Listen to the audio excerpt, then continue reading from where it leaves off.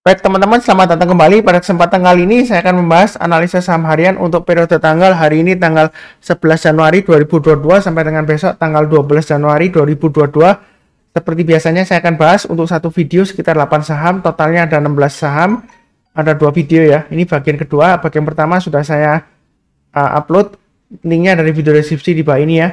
Jadi saya mulai langsung dengan yang pertama adalah SRTG untuk bagian kedua. Sudah saya gambarkan ya, untuk SRTG ini memang sebelumnya kondisinya dia sideways ya. Jadi sejak Desember 2021 ya, sejak pertengahan ya, dia cenderung pergerakannya sideways di range-nya 2700 sampai dengan 2990. Area buy on weakness sudah saya sebutkan ya. Kalau dia berhasil rebound di atas 2700 silakan buy, target price terdekatnya di 2990 ya. Jadi yang rajin nonton video saya ya, harusnya sudah profit lumayan ya dari 2700 ke atas ini ya, dikasih ya rebound buy, ini target 2990 sudah tercapai. Nah, posisi seperti ini tinggal pasang aja trailing stopnya. Nah, pasang trailing stopnya di mana? Bisa pakai acuan low-nya hari ini di 2880 ya. Kalau sudah punya, kalau dia turun di banyak 2880 ya lebih baik jual dulu sebagian. Kalau dia gagal bertahan di atas 2700, saran saya lebih baik jual dulu ya, seperti itu ya. Nanti buybacknya kalau dia sudah berhasil naik lagi ke atas 2700. Jadi berlaku juga bagi yang belum punya, kalau mau buy on weakness ya tunggu aja di 2700. Artinya kalau dia turun di banyak 2700, kita jangan langsung buy ya. Kita belinya kalau dia sudah berhasil rebound atau mantul ke atas 2700 ya. Seperti itu ya. Kemudian bertahap naik ke atas 2750, tambah lagi naik ke atas 2800, boleh tambah lagi dan seterusnya. Jadi pakai sistem average up ya, seperti itu ya. Itu yang buy on weakness di bawah. Kalau mau buy sekarang sebenarnya sih dia nanggung, dia lagi testing resisten ini ya. Swing high di sini sekitar 3120. Jadi sekalian kalau dia breakout ke atas 3120, yang berani buy high sell higher silakan buy tipenya ya. Tipe yang trader atau yang berani buy high sell higher yang naik ke atas 3120 silakan buy, target price berikutnya sekitar 3400 ya. Itu untuk SRTG. Jadi belinya bertahap aja. Kalau sekarang memang kondisinya masih cenderung sideways, testing area resisten yang terdekatnya di 3120 ya. Kurang lebih cukup ya untuk SRTG. Oke, berikutnya untuk IELS sudah saya bahas sebelumnya, ini garis-garisnya sudah saya berikan ya. Target price-nya 400 sudah tercapai dan dia terkoreksi lagi. Kalau mau buy sekarang sebenarnya sih ini di area 294 ada area buy on weakness-nya ya. Karena sebelumnya dia koreksi, dia tertahan di atas 294. Jadi kalau mau buy sekarang pasang aja stop loss-nya di 294. Tapi tentu saja ini resikonya tinggi ya.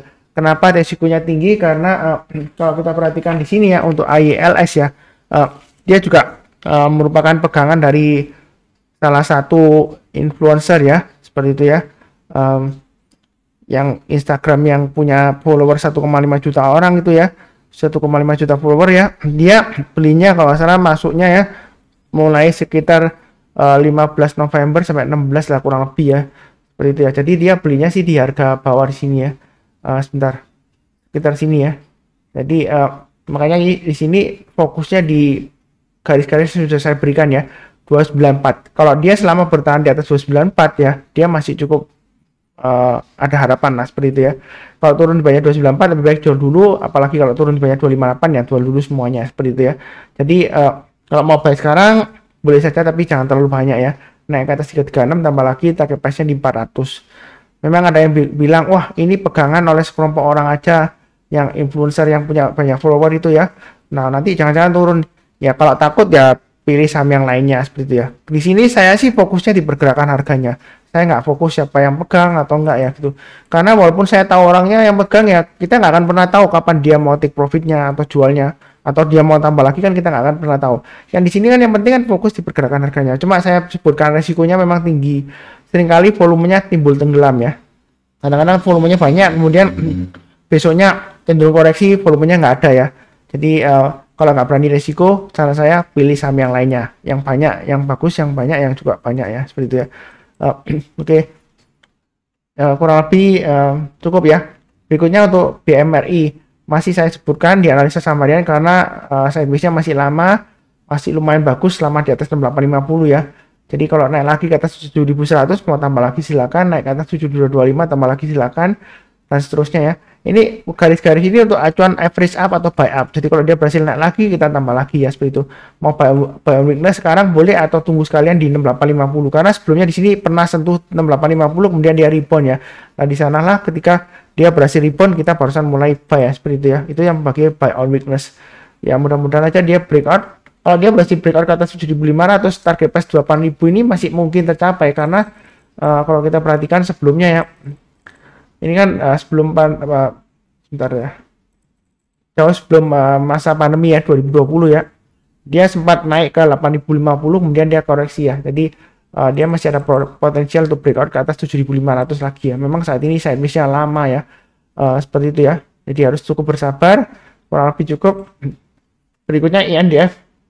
Ini garis-garisnya sudah saya berikan. Memang saya sudah sebutkan buy on weakness ya, naik ke atas 6350, buy naik ke atas 6475 tambah lagi ya. Jadi yang ngikutin video saya ya, kalau ikutan buy pasang automatic order ini sudah buy ya, lumayan bagus ya seperti itu ya. Tinggal pasang trailing stopnya di 6475, maksimum stop lossnya 6350. Kalau yang mau tunggu di bawah lagi ya, tunggu aja di 6350. Artinya kalau dia koreksi di bawah 6350, kalau dia berhasil rebound atau mantul ke atas 6350 barusan kita buy ya seperti itu ya. Jadi untuk Indofood ini ya, memang sebelumnya saya sudah buy ya, 6375 sama 600, 6400. Kemudian nggak lama lagi dia turun, sempat ini turun ya. Jadi ketika dia nyentuh 6250 saya jual. Tapi besoknya lagi saya buyback di 6200 ya. Ya lumayan beruntung lah dikasih ya. Kemudian dia berhasil rebound lagi. Saya sekarang masih hold ya, jadi kalau dilihat average-nya ya, itu average saya untuk Indofood ya, INDF dia average-nya 6299 ya seperti itu ya. Jadi masih untung ya. Jadi target saya sih 6.600 ke atas lah ya. Mudah-mudahan dia masih bisa breakout ke atas 6.675 dengan targetnya di 6825 dan 7.075. Memang sebelumnya dia cenderung sideways-nya lebar ya seperti itu ya. Kurang lebih seperti itu ya Indofood ya. Cukup. Berikutnya untuk Indi, masih berjuang untuk naik. Kalau kita sudah gambarkan ya, ini Fibonacci retracement 61,8%, itu di area sekitar 1.700 ya. Dia hari ini breakout tapi ternyata koreksi lagi. Jadi sebenarnya sih kalau posisi sekarang tinggal pasang aja trading stopnya di 1060 dan 1590 ya, atau maksimum stop lossnya. Jadi belinya bertahap aja. Kalau mau buy sekarang boleh, tapi jangan terlalu banyak. Nanti naik lagi ke atas 1780 tambah lagi ya. Jadi dia ada kemungkinan breakout ya. Kalau sudah naik ke atas 1780 ya tinggal ikutin aja ini garis-garis yang sudah saya berikan ya. Naik ke atas 1850 tambah lagi, naik ke atas 875 tambah lagi. Mudah-mudahan target di Fibonacci retracement 38,2% di area 1950 bisa tercapai ya seperti itu ya. Tapi di sini memang kecenderungannya dia masih downtrend ya. Sebelumnya kan dia arahnya turun, kemudian sideways, dia breakdown ke bawah. Nah, dalam minggu ini ya dia akan berusaha untuk naik lagi ke atas ya, ke atas dari Fibonacci retracement 61,8%, yaitu di atas 1700. Dia sedang berusaha ya, berjuang untuk naik ya. Jadi belinya bertahap aja. Kalau mau beli sekarang jangan terlalu agresif. Kalau naik lagi tambah lagi ya seperti itu ya. Jadi pakai sistem average up. Tapi kalau gagal turun ya jangan ditambah lagi, itu namanya average down. Saya sih nggak menyarankan untuk average down ya seperti itu ya. Kurang lebih cukup. Berikutnya untuk ITMG ya. Jadi kalau kita lihat ITMG dia masih cenderung sideways di sini ya, di jalur downtrendnya. Ini ada berusaha untuk naik kembali ya. Kalau dia berhasil naik ke atas 20.775 ya, yang mau tambah lagi silakan. Naik ke atas 21.400 tambah lagi silakan. Saya sudah sebutkan ya, kalau dia selama berada di bawahnya 22.000 memang cenderung masih resiko ya. Ini masih di kondisi sideways-nya ya. Jadi tunggu di area bawah aja sekitar 19.550-an ya. Kalau yang mau buy weakness atau buy sekarang tapi bertahap aja ya, jangan terlalu agresif ya. Karena sideways ini dia dalam arah ke bawah ya dari jalur downtrendnya. Memang sebelumnya kalau kita lihat jangka panjangnya, ini sebenarnya untuk ITMG ini masih uptrend ya untuk primary trendnya jangka panjang. Tapi kalau kita lihat jangka terakhir ini ya, jangka menengah sampai atau jangka pendek lah ya. Karena jangka pendek dan jangka panjang itu sebenarnya relatif ya. Ada yang menyebutkan 1 bulan itu terlalu lama, ada yang menyebutkan 1 bulan terlalu pendek ya seperti itu ya. Jadi ini kalau saya bilang sih tren jangka pendek dan menengahnya lah ya, itu masih cenderung downtrend. Walaupun primary trendnya jangka panjangnya masih bagus ya, uptrendnya ya. Ini uptrendnya masih bagus.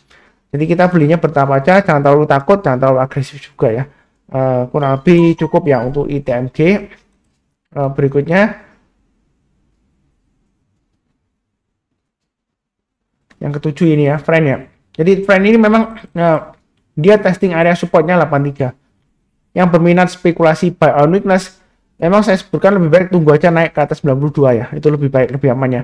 Karena selama di bawahnya 92 untuk friend ini dia masih resiko testing 83 ya. Nah, kalau sudah punya atau mau coba-coba nggak apa-apa Pak Sunar, saya berani resiko buy on weakness ya.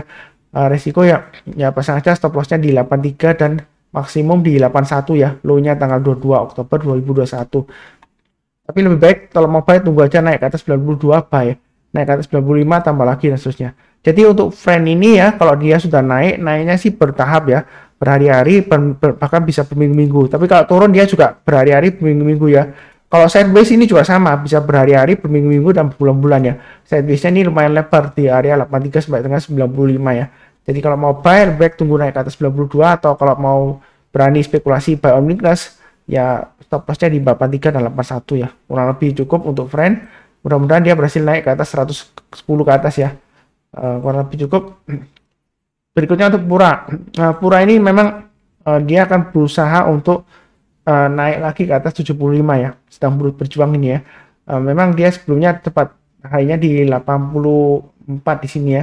Kemudian dia cenderung koreksi. Jadi yang mau buy sekarang boleh, tapi jangan terlalu banyak ya. Pasang stop loss-nya di 70. Nanti naik lagi ke atas 80, tambah lagi, naik ke atas 84, tambah lagi ya, seperti itu. Buy-nya bertahap aja. Tapi saya ingatkan untuk Pura ini khusus bagi yang berani spekulasi high risk ya, risikonya tinggi ya. Jadi karena seringkali volumenya dia timbul tenggelam juga ya, naik volumenya tinggi, kemudian besoknya cenderungan turun, volumenya banyak ya, turun, maksudnya volumenya turun banyak ya. Dari sepertinya contohnya di sini ya, dia naik tinggi, volumenya naik, tiba-tiba besoknya mulai koreksi, volumenya hilang ya, turun lebih dari setengah dari hari sebelumnya. Jadi ini khusus bagi yang berani resiko tinggi. Kalau nggak berani ya pilih saham yang lainnya ya, seperti itu ya. Target price terdekatnya di sekitar 80 dan 84 ya. Ini masih ada berjuang untuk naik ya. Kalau kita lihat di sini, kalau ini formasi rounding bottom, kita plotkan ke atas ya. Mudah-mudahan ini targetnya di 110 tercapai ya. Fibonacci retracement 61,8% ya.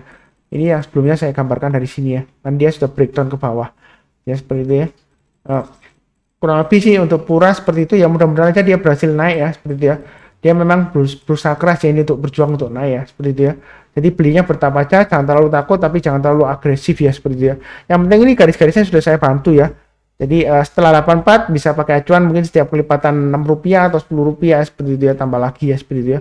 Targetnya di 100 dan 115-an atau 116 ya kurang lebih ya.